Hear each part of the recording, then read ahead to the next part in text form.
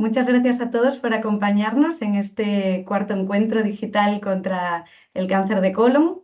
Desde la Fundación de la Asociación Española contra el Cáncer os queremos agradecer en primer lugar a todos los que apoyáis nuestra misión, ya que gracias a vuestra ayuda pues, podemos financiar 87 proyectos de investigación de cáncer de colon con más de 24 millones de euros. Hoy estamos muy contentos porque ya os estáis acabando de conectar todas las personas que os habéis apuntado de más de 40 provincias, aquí demostrando que la ciencia llega a todo el territorio. Y bueno, hoy tenemos la gran suerte de estar acompañados por tres de los investigadores que forman parte de nuestra red de más de 3.000 investigadores que forman la comunidad AECC. Muchísimas gracias a los tres por vuestra generosidad, por haber aceptado nuestra invitación y por contarnos hoy un poquito más de vuestro proyecto. Nos gustaría que este encuentro, pues intentamos que sea lo más dinámico y participativo posible. Así que os animamos a todos a que nos dejéis vuestras preguntas a través del chat y al final del encuentro intentaremos responderlas a todas. Y por último, antes ya de dejaros con los protagonistas, simplemente quería recordar que en cumplimiento de la política de protección de datos debemos mantener las cámaras y los micros apagados durante toda la sesión. Así que, sin más, vamos a empezar. Os presenta el doctor Sergi Castelví. Él es investigador del Hospital Clínic IDIVAP y nos va a contar un poco más sobre su trabajo. Él estudia sobre todo las bases biológicas del aumento de cáncer de colon en jóvenes adultos y adolescentes, así que es un tema fascinante. ¿Qué nos puedes adelantar de este proyecto? Que creo que los datos que tenéis son todavía preliminares, ¿no, Sergi? Hola, buenas tardes. Muchas gracias primero de todo por la invitación y evidentemente por el apoyo de la Asociación Española contra el Cáncer que nos financió este proyecto. Pues bueno, nosotros como tú has dicho hemos desarrollado un proyecto que lo que ha hecho ha sido estudiar el cáncer de colon en personas jóvenes antes de los 45 años.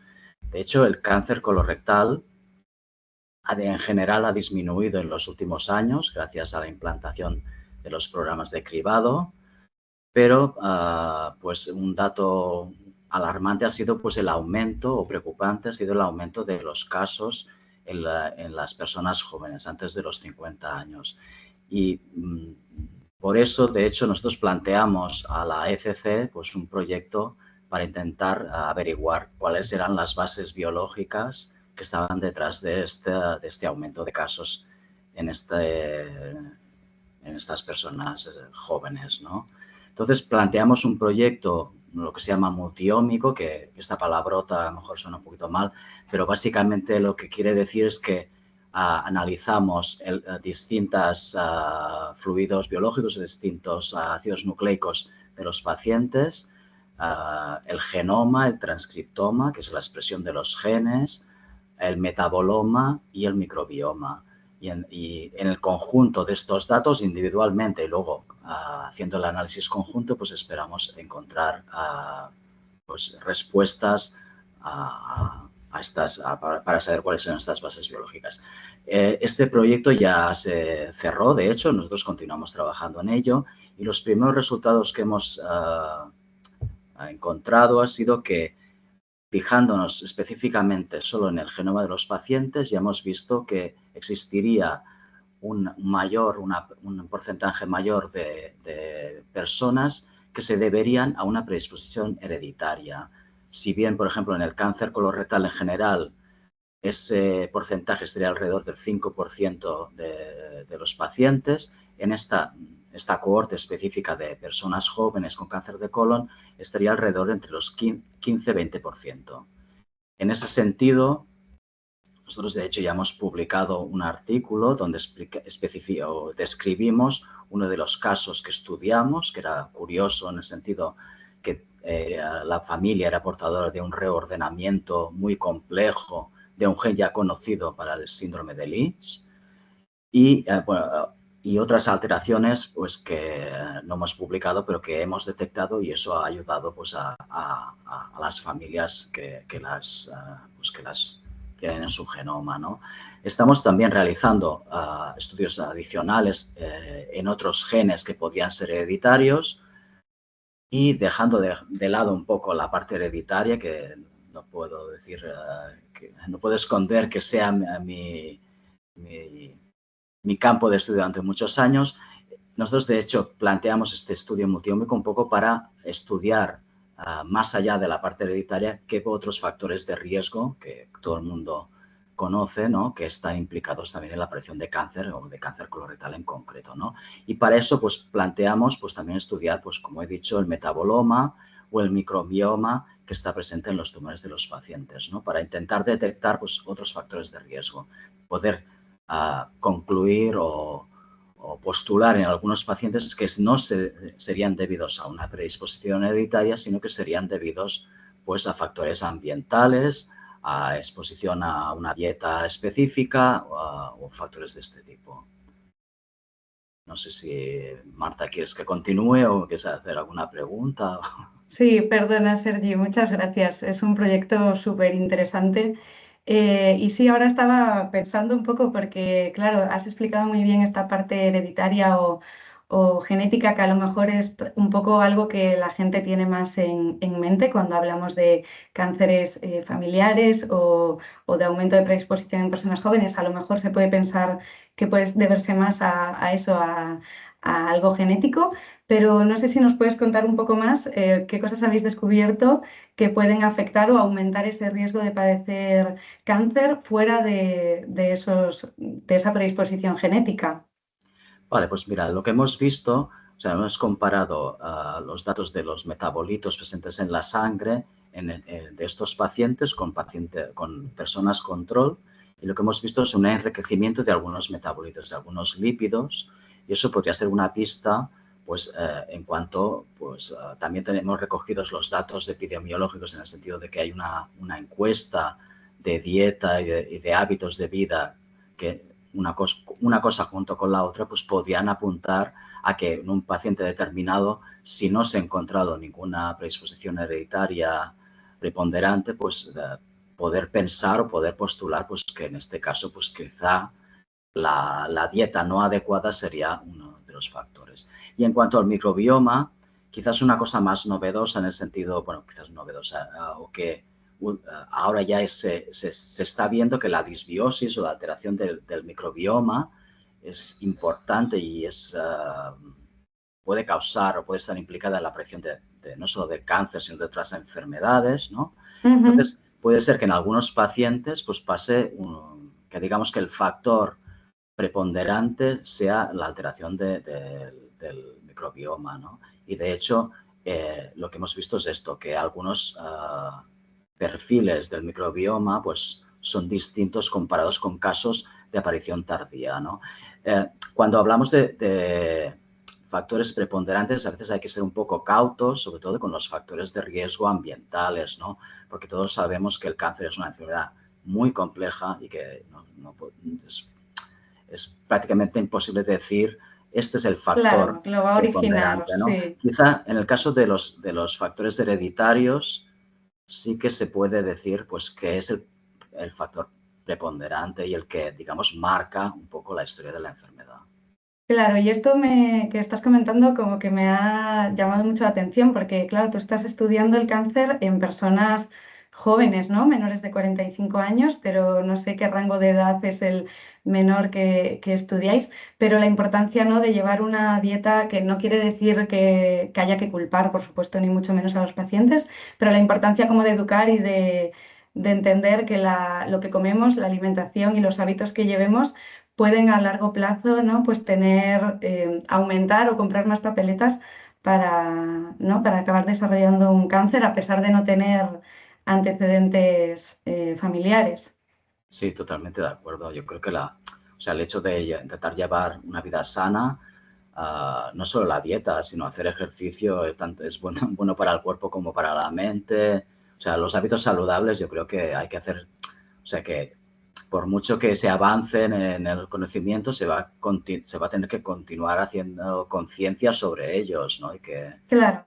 nos ayudan a vivir mejor, a todos. exacto, creo que es un mensaje clave. Y ya por último, para luego dejar tiempo a que la gente te pregunte más cosas si quieren, pero me preguntaba que cuál sería, pues si este proyecto avanza como esperáis, cuál sería el cambio más inmediato en el manejo clínico de estos pacientes.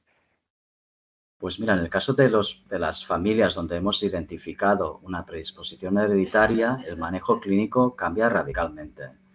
La verdad es que poder identificar aquellas personas que son portadoras de una alteración genética hereditaria permite hacer un manejo clínico dirigido a esas personas de Claro, forma más intensiva, y en cambio las personas de la familia que no sean portadoras de esa alteración, pues no van a tener el riesgo de la población general y no se va a tener que hacer ese seguimiento. En cambio, si no se conoce la alteración hereditaria, pues se tiene que hacer un seguimiento en general a toda la familia de forma intensiva, ¿no? O sea, hay un cambio radical en ese sentido, ¿no? claro, Aventurar, quizá, o sea, a tu pregunta, el cambio más inmediato de nuestro estudio sería este, en el manejo clínico de los pacientes que hemos estudiado. Ya no me aventuraría a decir que podemos, yo qué sé, en aquellos que hemos detectado una alteración del microbioma preponderante o una alteración de algún metabolito en algunos otros, pues aventurarme ya pues a decir que, yo qué sé, hay evidencias ya, por ejemplo, que factores dietéticos, como por ejemplo las bebidas azucaradas, pues que realmente no son la mejor cosa y que justamente cronológicamente coinciden en el tiempo, ¿no? claro. 50 años atrás empezaron a existir estas bebidas azucaradas. También, Ujú, como he dicho antes, el cáncer es una enfermedad muy compleja y no se puede culpabilizar ni al consumo a las personas que consuman ese tipo de bebidas, ¿no? Pero sí que ya hay ciertas evidencias que no son buenas ni para el cáncer ni para otras enfermedades, ¿no? Entonces, bueno, lo que he totalmente. dicho antes, intentar pues una dieta saludable pues reducir el azúcar, no eliminarlo, ¿no? Ujú. O igual Sí, que, no verlo como el enemigo, pero ser conscientes de los sí, riesgos que sí. puede llevar y tomarlo pues con precaución, ¿no?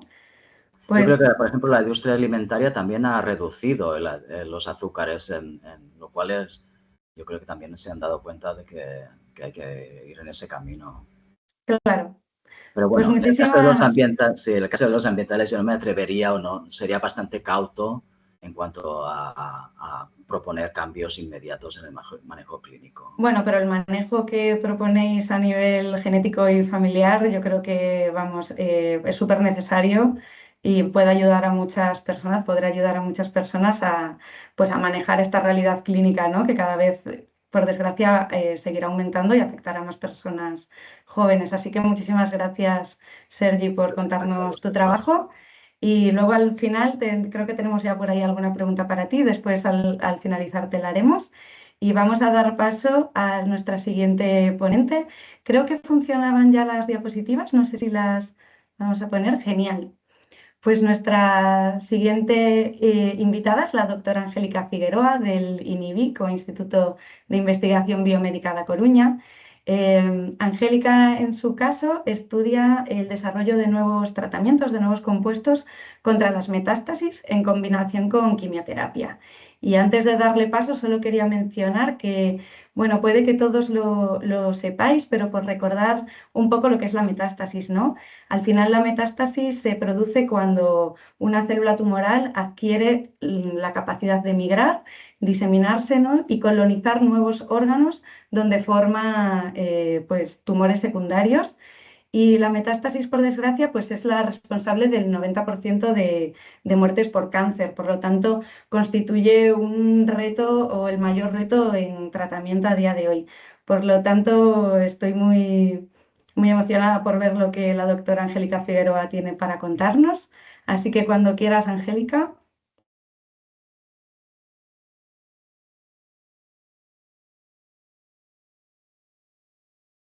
no sé si está por aquí.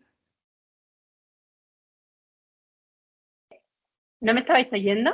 No, ahora te Perdonad, escuchamos. tenía insonorizado el micrófono, No perdonad, te disculpad. preocupes, ahora te escuchamos, Angélica. Lo que sí que no Vale, te veo pues en primer plano. No sé esto no sé si lo si... puedo controlar yo. Esto no Vale, sé quién lo... A ver, no, yo no sé si lo puedo hacer. vale. Ahora te veo, perfecto. ¿Ahora me veis? Vale, yo Sí, sí no me veo, perfecto, vale. digo, para poder ponerte cara mientras hablas. Vale, bueno, pues nada, lo que decía es que muchísimas gracias por la invitación, muchísimas gracias por darnos voz a los investigadores y bueno, y por supuesto por financiar nuestros proyectos, porque realmente la labor que hace la Asociación Española contra el Cáncer de impulso en la investigación, yo creo que es la entidad privada que más fondos invierte en investigar en cáncer en España y es algo bueno, que los científicos notamos porque los fondos nos llegan y podemos hacer avances, bueno, en nuestras investigaciones.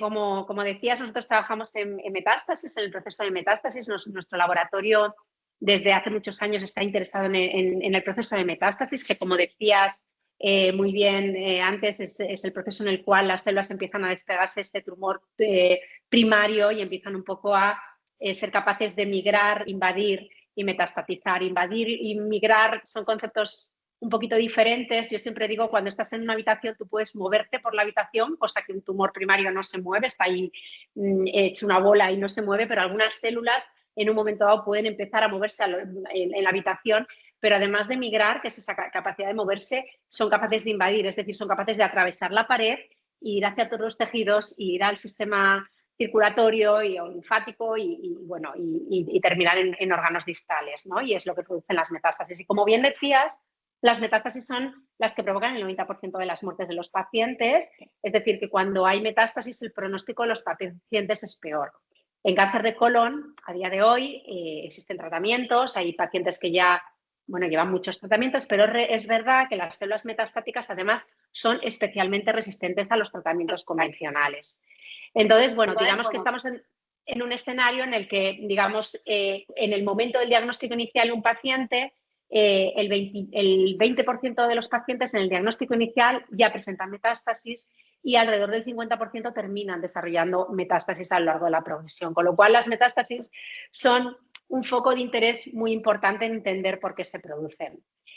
Nuestro proyecto no es un proyecto de investigación en sí, nosotros investigamos los factores importantes de la metástasis, cuáles pueden ser pero el proyecto que nos financia la Asociación Española contra el Cáncer es un proyecto de innovación. Y esto quiere decir que nosotros no queremos adquirir nuestro nuevo conocimiento con este proyecto, que también lo hacemos con otros, sino que lo que queremos es avanzar en intentar desarrollar unas terapias que puedan llegar al paciente. Esto es enormemente complejo en términos científicos, técnicos y también de planificación de un equipo, digamos, especializado de negocio para poder avanzar y no es una tarea fácil, pero tanto la Asociación Española contra el Cáncer como muchos de nosotros los investigadores pensamos que lo que nosotros investigamos no puede terminar siempre en un cajón o en una publicación, sino que tenemos que hacer un esfuerzo en trasladarlo o al menos intentar trasladarlo, aun sabiendo que el porcentaje de éxito es bajo y que la probabilidad de que haya problemas técnicos, científicos o del tipo que sea que hagan que no avance adecuadamente, existe, ¿no? Pero tenemos que hacer este esfuerzo y yo creo que es una apuesta muy importante de la ECC que yo agradezco enormemente. Entonces nosotros desde hace años identificamos una diana, un factor, una proteína que era clave en el proceso de metástasis. Entonces, lo que iniciamos fue, empezamos a desarrollar, identificar qué compuestos podían bloquear esta proteína con el objetivo de, si bloqueamos la proteína, podemos bloquear el efecto que hace la proteína, es decir, el efecto de poder migrar, invadir y terminar metastatizando. Y esto es lo que demostramos, identificamos unos compuestos que conseguían hacer todo esto. En ese momento solicitamos el proyecto de la ECC Innova y a esta convocatoria de innovación y empezamos a mejorar este compuesto. Y esto es muy importante porque la mejora del compuesto no es un tema menor y además me parece muy importante incidir en que nosotros lo que hacemos con un compuesto y que lo hacemos con un modelo animal, lo hacemos en cultivos y con ratones, no se puede aplicar a un humano al día siguiente, no tenemos la capacidad de hacerlo, esto lleva muchos años para poder decir, tengo un compuesto, que este compuesto ya es un fármaco y que pasar de un compuesto a un fármaco implica hacer muchas cosas, mejorar mucho las características físico-químicas, es decir, el compuesto tiene que llegar a donde tiene que llegar. En un modelo animal nosotros lo hacemos intraperitonealmente, es decir, inyectamos producimos un tumor subcutáneo y que lo ves bien en el ratoncito y lo inyectas el compuesto intraperitonealmente, quiere decir que accede muy bien, es muy accesible al tumor que tú has inyectado de forma artificial. Pero en un paciente el tumor está en el colon, con lo cual tiene que llegar al colon. Y nosotros la inyección la hacemos intravenosa o haces una administración oral. Entonces, para que ese compuesto pueda administrarse de esa manera, atraviese las membranas de las células, tenga la misma eficacia, no se degrade a lo largo de todo el proceso en el cuerpo y llegue en las condiciones y haga lo que tiene que hacer, todo esto es un proceso de mejora de ese compuesto, que es lo que se llama el desarrollo de ese compuesto. Y esto es muy importante porque hay que, digamos, a mí me parece quizá lo más importante porque tenemos que insistir mucho en que aunque es desarrollo, intentamos transferir, lleva tiempo, aunque hay que intentarlo, o sea, esto evidentemente. Entonces, bueno, nuestro esfuerzo está ahora mismo en, tenemos unos compuestos avanzados que ya cumplen estas características físico-químicas adecuadas para poder empezar a decidir cuál es el compuesto que llevaremos al ensayo clínico.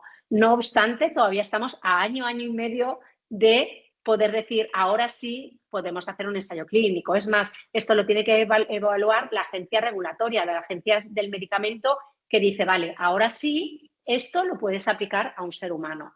Y digamos que esto es, yo creo que un poco más, lo más importante que quería trasladar para un poco generar esta conciencia colectiva de que la investigación es saber más, pero que la innovación también lleva sus tiempos, su regulación y su trabajo adicional, ¿no? Que no es inmediato. Totalmente. Ya nos gustaría.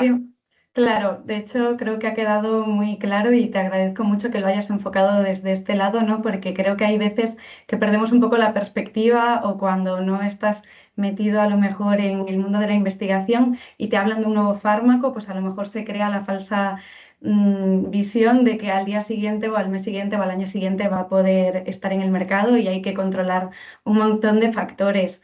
A mí se me ocurría mientras estabas contándonos todo esto, me preguntaba, porque has hablado de las personas resistentes, y no sé si vuestra terapia, bueno, atacaría esas células metastásicas, pero me pregunto, en primer lugar, si puede ayudar a prevenir a que se formen nuevas metástasis o bueno, solo no es correcto decirte solo porque ya sería mucho, pero entiéndeme, si solo atacaría esas células metastásicas o ayudaría a prevenir la formación de nuevas, o si tenéis evidencia de que pudiera ayudar a personas que a priori sean resistentes a los tratamientos convencionales. Vale. Mira, nosotros en principio lo que nos hemos dado cuenta es que las células del tumor primario son diferentes a esas células que son capaces de metastatizar. Por lo tanto, las proteínas, los factores son diferentes y las estrategias terapéuticas son diferentes. A día de hoy, los fármacos, la terapia convencional, me estaría la palabra en inglés, lo siento, la terapia convencional que se utiliza primero es la cirugía, ¿no? Un paciente, si puede tener una cirugía, es lo primero que se suele hacer. Y luego se puede hacer quimioterapia, radioterapia o, inmunoterapia en muy poquitos casos. En concreto, en cáncer de colon no son unos específicos pacientes que solamente son un 5% y no es tan eficaz en cáncer de colon. Lo importante es que todas estas terapias en general van dirigidas a parar el crecimiento del tumor o a hacer matar el tumor, ¿vale? Nosotros lo que queremos es hacer que estas células no consigan despegarse del tumor y no consigan metastatizar. Así que sí, en principio, nosotros en un potencial ensayo clínico escogeríamos esos pacientes que tienen altas probabilidades de poder metastatizar, pero que lo podemos prevenir también, o sea que sabemos que van a... Claro, disculpa, entonces este tratamiento, si te entiendo bien, se utilizaría a lo mejor en combinación con la quimioterapia. Lo que conseguiríais es como retener el tumor, por así decirlo, o hacer que esté más localizado para que funcionen mejor las terapias convencionales o actuales. Sí, y también diría yo, o sea, nosotros lo que queremos demostrar es que como agente único podemos hacer que esos pacientes no progresen, Es decir, pacientes que sabemos que ya le has hecho la cirugía y la quimioterapia y vamos a hacer, observar si con este fármaco no hacemos que progresen, pacientes que sabemos que van a ser progresores rápidos, vamos a intentar mirar si no progresan, y por otro lado vamos a hacerlo en combinación, es decir, podemos hacer la quimioterapia en combinación con el fármaco, intentar mirar si esto tiene un efecto de sensibilización de las células. De hecho, en cultivos celulares nosotros ya observamos que esto es así. Lo que pasa es que, claro, en un ser humano queda Claro, sí, es todo mucho mucho más trabajo por hacer. complejo. Pero Pues es bueno, súper sí que interesante. es un poco en esa dirección en la que seguimos trabajando. Genial. Y ya también Muchas una última gracias. curiosidad antes de pasar, que no sé si puedes explicar, porque claro, estamos hablando, me estoy dando cuenta de pues esta terapia, quimioterapia, y si podías explicar un poco brevemente qué diferenciaría esta terapia a lo mejor de la quimioterapia estándar, o cuál es la mayor diferencia.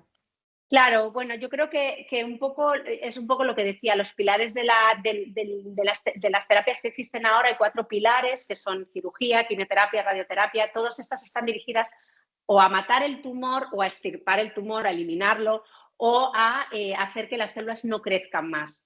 Nosotros lo que hacemos es que las células no se desplacen, no se despeguen, entonces no existen y no diseminen en consecuencia, ¿no?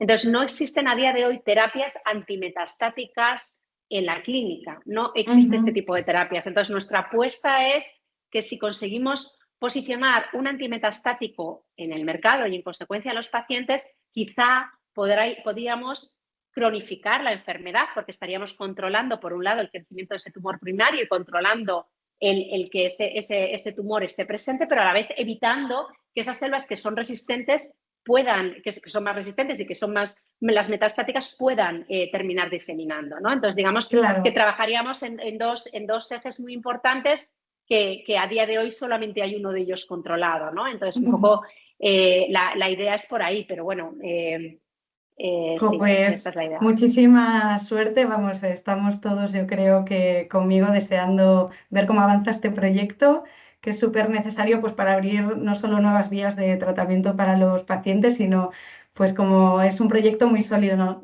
Muy sólido, ¿no? Vais desde entender la biología molecular, por así decirlo, de la enfermedad, hasta proponer candidatos con potencial clínico, que es tan importante a día de hoy. Así que muchísimas gracias. Veo que la gente se está Gracias a ti, animando y Marta. también tenemos alguna pregunta para ti que te haremos al final. Pero Fenomenal, ahora, gracias. si os parece bien, vamos a dar paso a nuestra última ponente de esta tarde, la doctora Lorena Alba Castellón, que no sé si podéis pasar la diapositiva. Que además mientras hablaba la doctora Angélica Figueroa, pues me resonaba mucho con lo que vamos a hablar ahora. Creo que está como muy bien hilado, porque mencionabas la importancia de que un fármaco llegue y de que un fármaco, ¿no? en humanos pueda llegar a su destino final.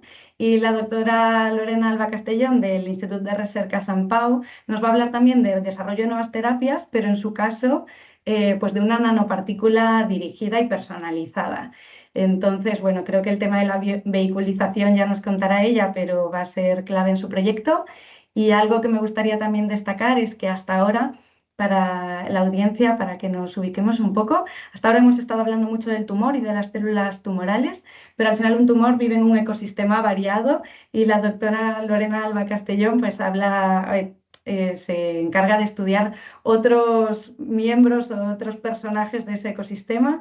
Así que cuando quieras, Lorena, ¿qué nos puedes contar de tu proyecto? Bueno, primero, gracias por la invitación. La verdad es que es un honor poder participar en estas iniciativas que acercan lo que hacemos en el laboratorio, ¿no?, al resto de la sociedad. Creo que es una acción muy importante. Bueno, así como bien comentabas, en el laboratorio nosotros trabajamos con el desarrollo de fármacos como más novedosos que se llaman nanopartículas, y específicamente el proyecto que hago yo, la Asociación Española contra el Cáncer, se trataba de desarrollarlo para un tipo celular específico. Entonces, ¿qué es una nanopartícula? Bueno, pues es una molécula muy pequeña, pero lo suficientemente grande para que cuando se da al paciente por vía intravenosa el riñón no la filtre, entonces este fármaco permanecería en circulación más tiempo y sería, por lo tanto, un medicamento un poco más estable, con mayor posibilidad de llegar bien al tumor sin que el cuerpo lo elimine tan rápido, ¿no? Y por otro lado, tiene un tamaño no tan grande como para que otras células del cuerpo que reconocen elementos extraños en el cuerpo y los eliminan, pues entonces no verían esto. Entonces está en un rango de tamaño suficiente que nos permite un poco mantener el fármaco en el cuerpo. Entonces, a nivel de tumor, nosotros consideramos, ¿no?, el tumor como un ecosistema donde durante muchos años se ha estudiado específicamente estas células que proliferan mucho, que son las células tumorales, ¿no?, que tienen mutaciones, que son las que dan el origen al tumor de colon. Pero a medida que van creciendo, el tumor empieza a llamar a otras células del cuerpo del paciente, que estas son células sanas, que de momento no se ha descrito ninguna mutación en estas células, ¿no? Entonces, en un primer momento se ha estudiado que estas células, cuando llegan a donde están creciendo las células tumorales, intentan frenar este crecimiento, incluso eliminar, y muchas veces probablemente lo eliminen, ¿no? O sea, nosotros tenemos mutaciones en una célula puntual, a lo mejor empieza a multiplicarse un poco, llegan estas células del cuerpo, son capaces de frenar este crecimiento y ya está, y no tuvimos cáncer y nunca nos enteramos siquiera que esto pasó. Pero hay un momento en que en algunos casos, que también hay muchos grupos en el mundo estudiando por qué, pero hay un momento en que las células tumorales como que convencen a estas células del cuerpo de no luches contra mí, sino que ayúdame. Y aquí depende muchas veces de cómo está ayudando el resto de estas células que nosotros llamamos microambiente tumoral, en que el tumor sea más agresivo o metastatice mejor. Hay unas células de este microambiente que son los fibroblastos, que es las células en que nos centramos nosotros en el laboratorio, que por ejemplo ayudan a ser como caminos entre el tumor y el tejido adyacente, ¿no?, para que la célula tumoral pues, pueda moverse un poco más fácil. También tiene una función de generar como estructuras y proteger al tumor de la quimioterapia que se le puede dar al paciente. También los vasos sanguíneos que se forman pueden ser más protumorales, con algunas características que ayudarían a que la quimio no llegue tan bien, que no llegue tan dentro del tumor, ¿no? Entonces, lo que nosotros hemos visto a nivel de investigación básica es que cambiando condiciones de estas células del microambiente podemos cambiar un poco el comportamiento del tumor y también cambiar la sensibilidad a terapia. Entonces, lo que nosotros le propusimos a la Asociación Española contra el Cáncer hace 6 años atrás fue desarrollar una terapia que ya no fuera dirigida a las células tumorales que proliferan mucho y que forman el tumor, sino que la dirigiéramos a estos fibroblastos con características protumorales como para eliminar estos y dejar a los antitumorales, porque aunque hay un momento en que el tumor convence a estos fibroblastos de que lo ayuden, hay algún grupo aún que se mantiene ahí intentando eliminar este tumor. Entonces, lo que nosotros queríamos en el fondo era eliminar estos fibroblastos que ayudan al tumor para poder darles como un espacio a los antitumorales y que pudiesen pues sensibilizar un poco más al tumor, a las quimioterapias actuales, que no fuese tan agresivo, entonces que a lo mejor se mantuviese encapsulado en el sitio primario y no metastatizara, porque como bien dijo Angélica, uno de los problemas más importantes en cáncer de colon, ¿no?, es el momento cuando ya hay una metástasis, que ya bueno, hay menos opciones de tratamientos. Entonces, este proyecto, la idea fue esto, encontrar cómo mandábamos, porque claro, nosotros las nanopartículas que desarrollamos les ponemos como una dirección para decirles, aquí es donde tienes que ir, y cuando llegues a esta célula y solo a esta célula, entonces ahí liberas el elemento tóxico que va asociado a esta nanopartícula. Entonces, en el primer proyecto que nos que nos apoyó la Asociación Española contra el Cáncer, lo que hicimos fue esto, fue la búsqueda de esta dirección, ¿no? O sea, ¿qué le ponemos nosotros a esta nano para que sepa dónde tiene que ir? Entonces fue la búsqueda un poco de esto y desarrollamos una nanopartícula que confirmamos que iba específicamente a una célula específica, que cuando lo dábamos por vía intravenosa era capaz de llegar al tumor, a esa célula, vimos que era capaz de reducir el tamaño tumoral, que cambiaba condiciones del microambiente, estudiamos a nivel biológico, ¿no? Que realmente lo que veíamos ahí, aparte que el tumor era más pequeño, veíamos un cambio de todos los elementos que acompañaban a este tumor. Y entonces, claro, fuimos capaces de hacer esto y para poder llevarlo más allá, ¿no? Para poder desarrollarlo ya como fármaco, sí que es verdad que lo que se hace en un laboratorio no es suficiente como para generar esa atracción a las farmacéuticas, ¿no? Para que cojan el producto y lo desarrollen. Entonces, ahí es cuando la Asociación Española contra el Cáncer otra vez nos apoyó, dándonos este dinero para aumentar la innovación de esta nanopartícula. Y a eso es lo que estamos trabajando ahora. Estamos desarrollando como un paquete de trabajo donde, aparte de decir que funciona y que tiene un efecto antitumoral, estamos demostrando ahora que no tiene toxicidades en otros tejidos, que funciona en modelos de pacientes. O sea, nosotros ahora cogemos muestras de los tumores que resecan a los pacientes, cogemos estas muestras y probamos la nano ya en estos tejidos que ya son más primarios. O sea, igualmente es un ex vivo, ¿no? Porque sacas el tumor del paciente, pero luego en laboratorios donde lo pruebas. Pero bueno, entre el modelo de ratón, que probamos muchas cosas antitumorales, y estos ex vivos, pues vamos intentando acercarnos un poco a la realidad y generando resultados que le puedan interesar a una empresa Claro, son con modelos más dinero complementarios para al poder final. avanzar en esto. Muy Y bueno, eso es más o menos lo que estamos desarrollando gracias a la asociación. Bueno, es que es fascinante, ¿no? Al final los tumores como ente casi inteligente, capaz de reclutar otro tipo de células en su favor y es súper importante seguir entendiendo cómo funciona, cómo se adapta y cómo consigue pues resistir a las terapias que tenemos hoy en día. Yo me preguntaba si entonces con vuestra nanoterapia, si lo he entendido bien, lo que utilizáis es tratamientos que ya existen a día de hoy para tratar el cáncer, pero conseguís colocarlo en vuestra nanopartícula para dirigirlo en concreto y así poder conseguir una mayor eficacia del tratamiento o incluso tratar, pues como comentaba antes, a pacientes resistentes que no respondieran en principio, pero que con esta señal dirigida podrían llegar a tener un efecto. O sea, lo que nosotros tenemos, el diseño de la nanopartícula es como un transportador, ¿no? Y entonces a este diseño sí que hemos conjugado fármacos que se utilizan, que están aprobados por la Asociación Americana de Fármacos, ¿no? La FDA y la Europea, para tratar células tumorales. Pero también tenemos algunos prototipos con algunos dominios citotóxicos que están en ensayos clínicos, que no han sido aprobados aún. Y entonces estamos un poco generando un bloque de resultados con todos estos tipos de fármacos que matan fibros, para luego finalmente decidir cuál es el que se va a coger para ir avanzando en todo el desarrollo preclínico, ¿no?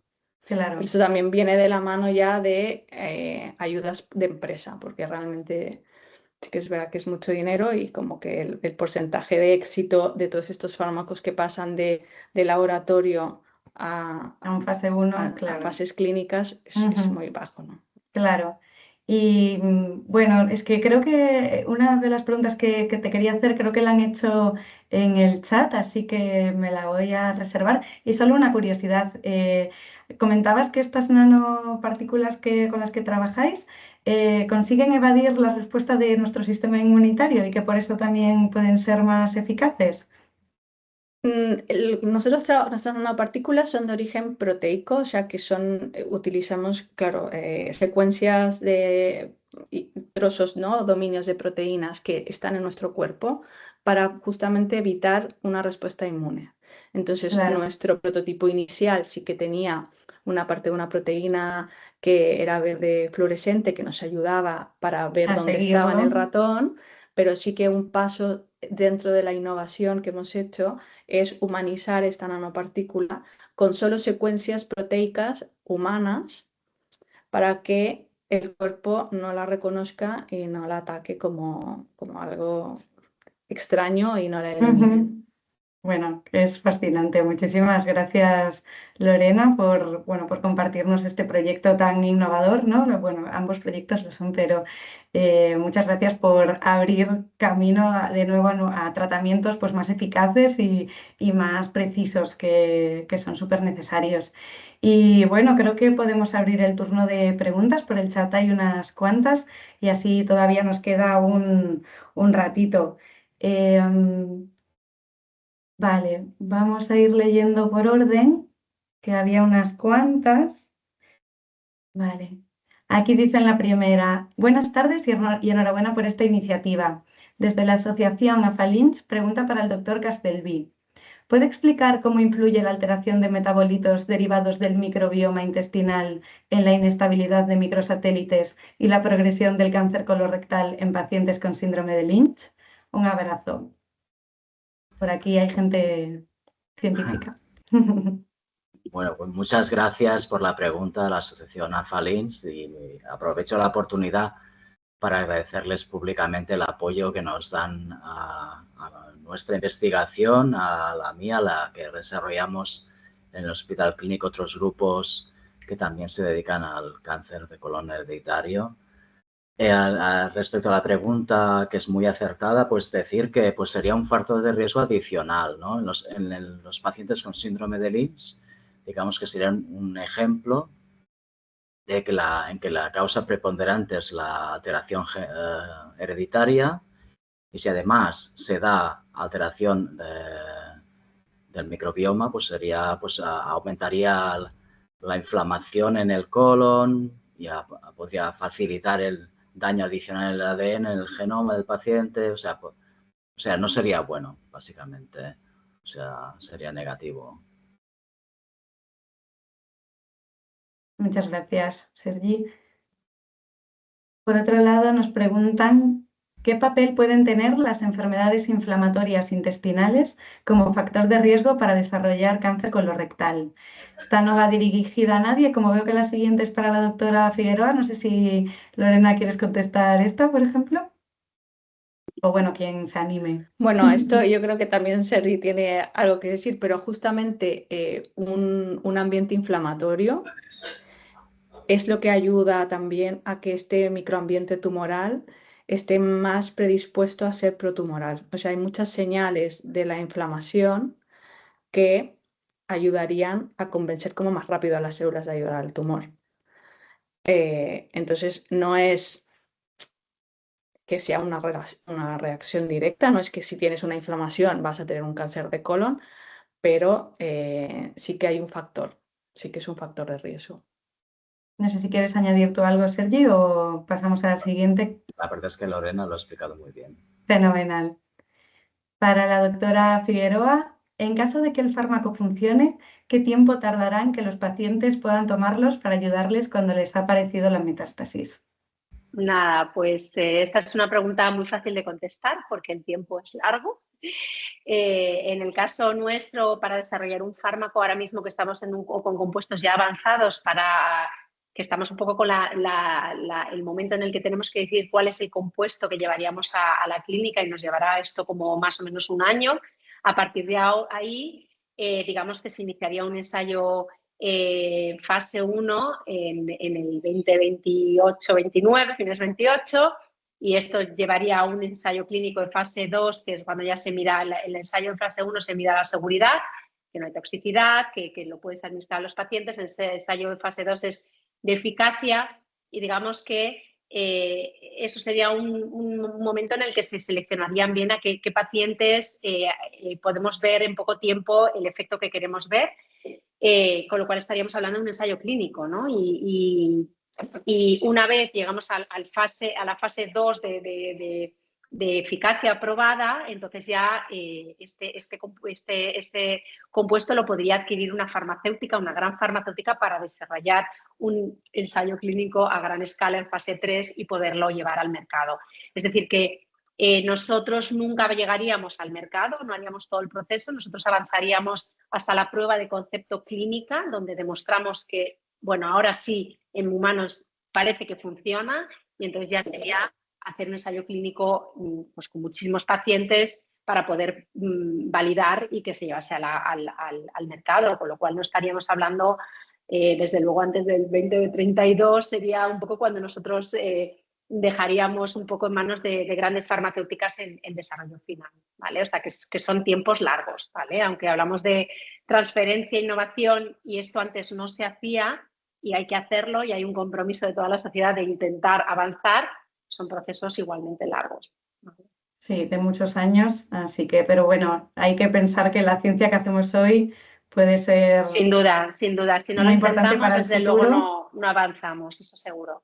Estoy de Pues acuerdo. hay otra pregunta para Sergi Castelví que dice, en los estudios en personas jóvenes, ¿se vio una relación con un déficit de vitamina D o una dieta pobre en la misma?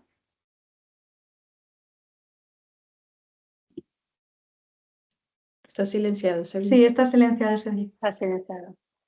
Bueno, mejor, que estaba haciendo un comentario de cómo de técnicas eran las preguntas.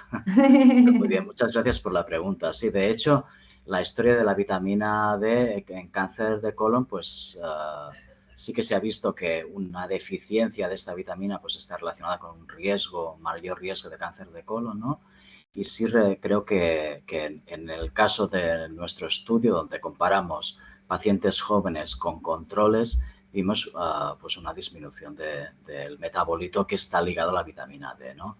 Entonces, como mensaje positivo, pues recordar pues que hay que intentar, y más en nuestro país donde tenemos sol y no hay problemas en ese sentido, apenas por ahora, tomar pues el sol y bueno, y tener una dieta pues que incorpore el pescado azul, por ejemplo, o cualquier otro alimento pues que lleve vitamina D. Muchas gracias, Sergi. Vamos un poquito justos de tiempo, entonces quedan dos preguntas. Yo creo que nos da tiempo si lo hacemos todos velozmente.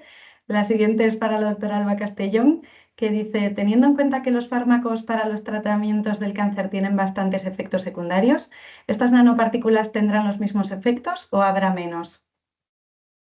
Bueno, nuestra hipótesis es que hay menos. De hecho, la manera de buscar cómo dirigir la nano a los fibros fue justamente buscar una proteína que no estuviese expresada en otros tejidos para evitar este efecto secundario.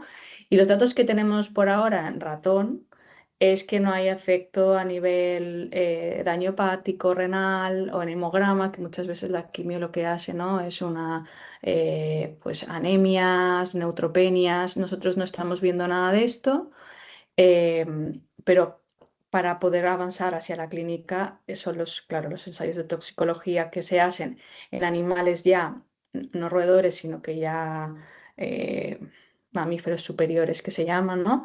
Y luego, claro, cuando todo eso sale favorable, tendrías que hacer el ensayo de fase clínica 1, que es donde ya se ve la toxicidad en humano. Pero tal y como está diseñada la nano, no esperamos que hayan efectos secundarios, al menos no tan fuertes como las quimios actuales. Que habrá disminución seguro, habrá que ver Sí. si hay cero, ¿no? Sí, exacto. Fenomenal. Y ya la última. En todos los proyectos que se han explicado a lo largo del encuentro digital, ¿qué importancia está teniendo la presencia de personal especializado en bioinformática, ya sean técnicos o investigadores? Bueno, casi que me voy a lanzar a contestar, porque en el caso de mi proyecto, el proyecto que hemos desarrollado en nuestro grupo, que hemos Brutal. analizado muchos datos ómicos, pues la importancia ha sido pues muy grande. Así, o sea, por ejemplo, para estos datos ómicos, la combinación de ellos, ahora mismo estamos colaborando con el Barcelona Supercomputing Center y que básicamente el personal que hay allí pues es especializado en bioinformática de alto nivel y pues sí, ha sido muy importante. No sé, los otros proyectos. Nosotros también, en nuestro caso, además, hemos tenido la suerte de incorporar a una chica que era bióloga, pero le contaba la informática, y entonces hizo un máster en bioinformática y ahora nos ayuda un poco con todos estos análisis un poco que comenta Sergi también, un poco de análisis de datos. Nosotros analizamos mucho análisis de imagen y entonces nos pone a punto un poco el cómo analizar de forma adecuada estas imágenes. Y en el desarrollo de fármacos, evidentemente, cuando tienes que identificar, seleccionar un compuesto que pueda bloquear una proteína, evidentemente los cribados informáticos son una forma mucho más baratas que un cribado con high throughput screening, es decir, con experimental, y ahí ya te filtran candidatos interesantes que luego, bueno, pues ya tienes que validar, digamos, o sea, al final experimentalmente lo tienes que validar y hay que hacerlo con experimentos de laboratorio, pero tú puedes filtrar muchas cosas que a lo mejor analizarías y que no te servirían de nada, y ya puedes saber a priori bioinformáticamente que la predicción es muy baja de que vayas a funcionar, ¿no? Entonces, todos estos filtrados, pues para la identificación y desarrollo y mejora de estos compuestos y ver qué compuestos pueden tener menos toxicidad, etcétera, etcétera, nos ayuda mucho la bioinformática, el análisis bioinformático. Sí, poco más tengo que añadir. Es que es esto, o sea, para humanizar la nanopartícula necesitamos la ayuda de un bioinformático que nos ayude a ver estructuras que puedan ser similares a la estructura de la nano actual. O sea que yo creo que es un pilar que cada vez coge más fuerza en un laboratorio de biomedicina translacional. Sí. Pues creo que vamos a dejarlo aquí por hoy. Muchísimas gracias, bueno, en primer lugar a los tres por haber participado, por habernos acompañado. Creo que sois un ejemplo claro de la innovación y el talento que tenemos en nuestro país. Y bueno, queremos aprovechar para destacar o para realzar la importancia de la investigación y de apoyar proyectos como los vuestros, ya no solo para entender mejor la enfermedad, sino para abrir nuevas vías terapéuticas para mejorar el pronóstico de los pacientes con esta enfermedad. Y muchísimas gracias a todos los que os habéis conectado, a todos los que nos habéis acompañado, porque al final la ciencia es un esfuerzo colectivo, ¿no?, que impulsamos entre todos, y gracias a que apoyáis nuestra misión, pues podemos hacer proyectos como este. No sé si hay alguien... Bueno, continúo. Y ya por último, y ya os dejamos la tarde libre, os dejamos con la campaña Juega tu papel en la detección del cáncer de colon, y os animamos a que si estáis en el rango de edad de entre 50 y 69 años o si conocéis a alguien que lo esté, pues animaros tanto a participar como que animéis a vuestros conocidos a que participen, porque es hacerse un test muy sencillo de sangre oculta en heces, y hay evidencia de que este tipo de cáncer, si se detecta precozmente, pues se puede prevenir.